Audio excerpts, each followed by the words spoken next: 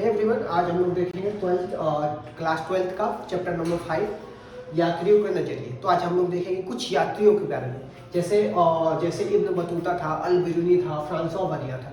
इन यात्रियों के द्वारा कि ये कहाँ कहाँ भ्रमण किए और इनकी क्या क्या किताब का नाम है और इन्होंने अपने किताबों में किन चीज़ों का वर्णन किया है। तो सबसे पहले हम अल बिरूनी के बारे में देख लेते हैं। तो ये जो अल बिरूनी था कहाँ का रहने वाला था? ये उज्बेकिस्तान का रहने वाला था। ये ना 11वीं सेंचुरी में भारत में आया था। ठीक, अच्छा, तो उज्बेकिस्तान, तो इब्न बतूता कहाँ का रहने वाला था? इब्न बतूता मोरक्को का रहने वाला था। 14 सेंचुरी में भारत आया था। और फ्रांसवा बरिया कहाँ का रहने वाला था? ये फ्रांस का रहने वाला था। ये 17 सेंचुरी में भारत में आया था। तो हम बात करते हैं अल बिरूनी की। तो अल बिरूनी जो है ये ख्वारिज्म का में इसको जन्म हुआ था 973 ईसा पूर्व में।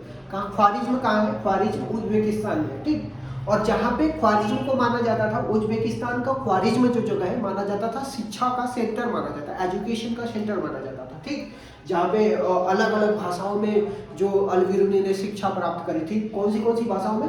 तो सीरियाई हो गया, फारसी हो गया, हिब्रू हो गया, संस्कृत हो गया, इन भाषाओं में उन्होंने क्या करी थी? ज्ञान प्राप्त किया था। तो 1017 में सुल्तान मोहम्मद ने क्या किया था? आक्रमण करके बहुत सारे कवियों को वहां से वापस लेकर चला गया। कहाँ लेकर चला गया? गजनी लेकर चला गया। और गजनी में रह के ही इब्न बतूता का अल बिरूनी का, गजनी में रह के ही और अल बिरूनी का भारत के प्रति क्या हुआ? इंटरेस्ट आया था। ठीक, तो अल बिरूनी जो भारत के प्रति जो इंटरेस्ट आया था वो गजनी में रह के ही आया था। ठीक, अल बिरूनी ने बहुत सारे ब्राह्मणों के साथ रहा था, ब्राह्मणों के साथ, पुरोहितों के साथ, विद्वानों के साथ रहा था।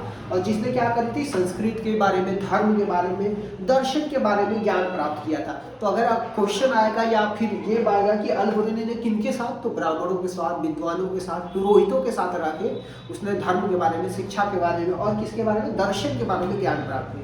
अब बात करते हैं अल बिरूनी की किताब के बारे में। तो अल बिरूनी की किताब का नाम क्या था? तो उसकी किताब का नाम था किताब उल हिंद था। उसकी बुक का नाम किताब उल हिंद था। और कौन सी भाषा में थी? तो अरबी भाषा में थी।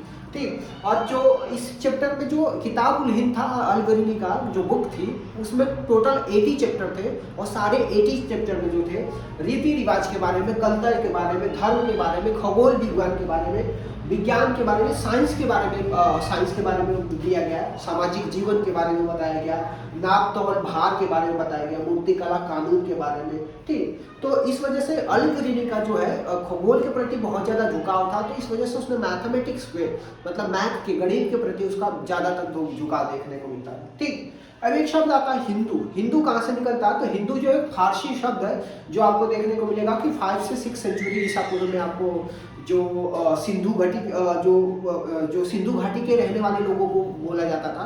तो पहले हिंदू बोला जाता था, फिर पहले सिंधु बोला जाता था, फिर धीरे धीरे उनको क्या कर दिया गया? प्रोनाउंसिएशन करते करते हिंदू निकल गया है। ठीक, तो इस तरीके से आपका जो 12th चैप्टर का, क्लास 12 का चैप्टर नंबर 5 है, उसमें हमने बहुत सारी बातें अल बिरूनी के बारे में बात करी है। जो कहाँ अल बिरूनी कहाँ का रहने वाला था? अल बिरूनी रहने वाला था उज्बेकिस्तान के ख्वारिज्म का रहने वाला था।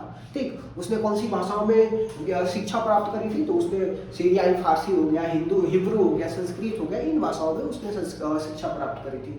माना जाता था कि जो ख्वारिज्म है, जहाँ का अल बिरूनी रहने वाला था, वो एजुकेशन का हब माना जाता था, शिक्षा का हब माना जाता था उज्बेकिस्तान में। ठीक, और एक बार सुल्तान महमूद ने आक्रमण कर लिया कहाँ पे? उज्बेकिस्तान में, ख्वारिज्म में आक्रमण करके 1017 में बहुत सारे कवियों को वापस गजनी लेकर चला गया। उसमें से वन ऑफ द अल बिरूनी भी था। ठीक, तो ये चीज़ हो गई। That's it.